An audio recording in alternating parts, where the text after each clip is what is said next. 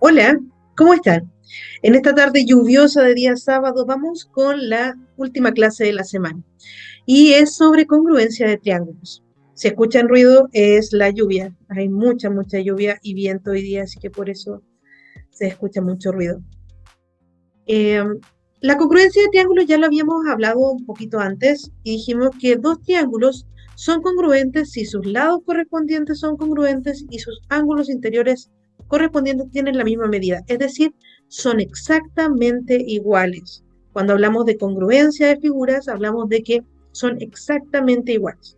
Entonces, para que dos triángulos sean congruentes, sus lados tienen que ser exactamente iguales, o sea, AB tiene que ser igual con A', B', BC con B', C', AC con A', C', y los ángulos que corresponden en este caso también tienen que ser congruentes, es decir, el ángulo BAC tiene que ser congruente con el ángulo B'A', C'. BCA tiene que ser congruente con B', C', A' y así sucesivamente. Aquí están todos, lo pueden ver. Lo importante de aquí es la notación. Cuando yo anoto dos triángulos que son congruentes, lo anoto en el orden de correspondencia, es decir, yo sé que el vértice A corresponde con el vértice A', que el vértice B corresponde con el vértice B' y que el vértice C corresponde con C'. Y por lo tanto, los ángulos que se forman en cada uno de estos vértices son los congruentes entre sí.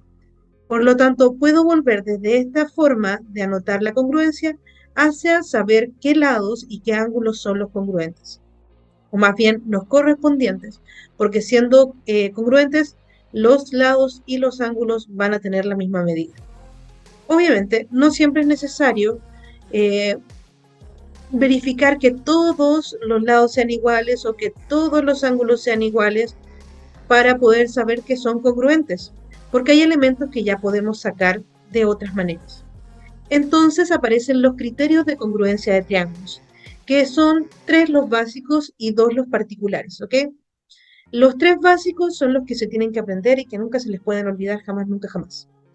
Me refiero al, por ejemplo, LLL, que en realidad es lado, lado, lado, que significa que si puedo establecer una correspondencia entre los dos triángulos donde tengamos que los tres lados, cada uno de sus lados correspondientes, son iguales, entonces no es necesario verificar que los ángulos sean iguales, porque no hay otra forma en que se puedan unir lados que miden exactamente lo mismo.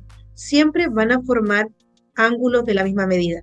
Por lo tanto, solo con verificar que el lado AB es congruente con el lado A'B', que el lado BC es congruente con B'C' y que AC es congruente con A'C', podemos establecer la congruencia entre estos dos triángulos. Ahora, si no tengo los tres lados, puedo tener dos. Y ese es el criterio LAL, lado, ángulo, lado, que dice que solo tengo dos lados, pero tengo el ángulo que se forma con esos dos lados. Es decir, el ángulo en este caso sería beta. Si tengo el lado AB correspondiente con A'B', que son congruentes, BC que es congruente con B'C', y el ángulo que se forma entre medio, es decir, el que tiene el vértice B, entonces podemos establecer esta congruencia. Si el ángulo está en otro lado, no me sirve, ¿ok?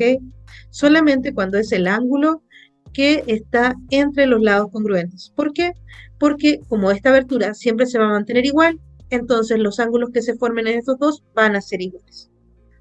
Y por último, el otro criterio que es básico es el ALA, ángulo, lado, ángulo. En este caso, solo tengo un lado que correspondiente que es igual, que lo conozco, que sé que es igual en los dos triángulos, y además conozco los dos ángulos que están sobre el lado, es decir, el ángulo beta que está sobre el lado y el ángulo alfa que se encuentra sobre el lado en ambos triángulos.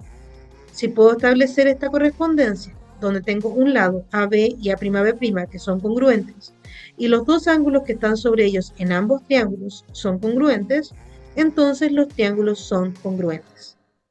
Es muy sencillo, pero son cosas que nos tenemos que aprender. Ahora, como les dije, hay dos casos particulares. El AAL, que es cuando tengo dos ángulos y un lado, pero no en la misma posición del anterior, es decir, no cuando tengo lado, ángulo, lado. No como el anterior donde el ángulo estaba sobre el lado. En este caso, estamos hablando de que tenemos un lado correspondiente que es congruente, AB con A'B', un ángulo que está sobre el lado y el ángulo que se opone al lado, en este caso gamma. ¿Por qué esto funciona? Muy simple, porque si tengo beta y gamma, puedo calcular el ángulo que falta, que es alfa, y por el criterio ALA, estos triángulos serían congruentes. Por lo tanto, al final de cuentas, podemos reducirlo, ¿sí?, a que teniendo un lado y dos ángulos del triángulo que sean correspondientes y congruentes, entonces los triángulos son congruentes. Otro caso particular es el del HC, que solamente es en el caso de los triángulos rectángulos. En los triángulos rectángulos, si puedo encontrar que las hipotenusas de los lados son congruentes y uno de los catetos, entonces los dos triángulos son congruentes. Solo con eso, con la hipotenusa y un cateto. ¿Y eso por qué? Porque teniendo la hipotenusa y un cateto, puedo tener el otro cateto por el teorema de Pitágoras. Entonces, por el criterio LLL, estos dos triángulos serían congruentes. Ejemplo de ejercicio. Dice, en la figura EFGH es un rectángulo. Si el triángulo AHD es congruente con el triángulo CFB y el triángulo DGC es congruente con BEA, entonces, ¿cuáles de las siguientes afirmaciones es o son siempre verdaderas? Recordemos que este tipo de ejercicios ya no es parte de la prueba.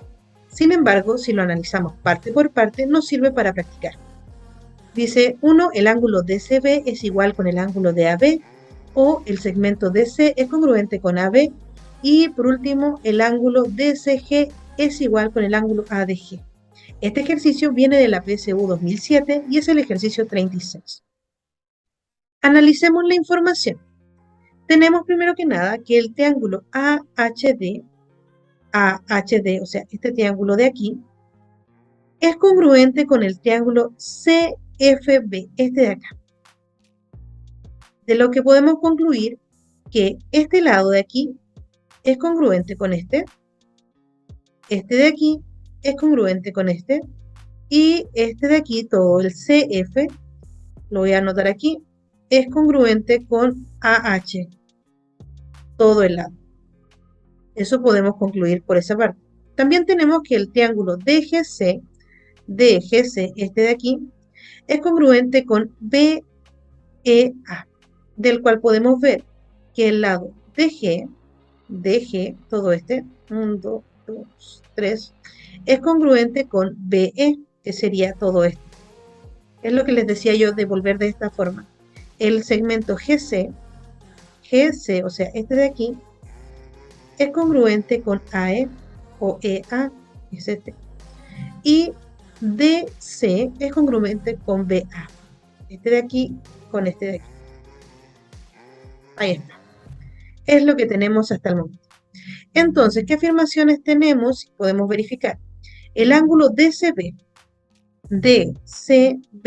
o sea, todo este ángulo de aquí, dice, es igual a DAB, a todo este de acá. ¿Sí? Como este triángulo es congruente con este, tenemos que este ángulo es X, es congruente con este ángulo de aquí, que es X. Y además tenemos que, como este triángulo es congruente con este ángulo de aquí y este ángulo que está aquí, el DCG, y le vamos a llamar, es congruente con el BAE, que también es Y. Por lo tanto, X más Y es el ángulo DAB, X más Y es el ángulo DCB, por lo tanto, este es verdadero. La segunda afirmación dice que DC, o sea, DC es congruente con AB, y eso ya lo habíamos visto con la definición de la congruencia. Y por otro lado tenemos que el ángulo DCG, o sea, Y, es congruente con el ángulo ADG, con este de aquí. Y esto no lo podemos afirmar realmente. Así que esta no sería siempre verdadera. Va a depender de si estas medidas se parecen o no. Por lo tanto, esta es falsa. Teniendo eso en cuenta, la alternativa correcta sería la C, 1 y 2. Y eso es todo por hoy. Perdón por el ruido externo, espero que se haya entendido bastante bien. Cualquier duda, pregunta o consulta, ya saben, me pueden decir y trataré de ayudarles de la mejor manera posible. Los ejercicios están en la descripción del video y espero que los puedan hacer. Nos vemos hasta el martes. Disfruten este fin de semana largo. Que estén muy, muy bien. Chau, chau.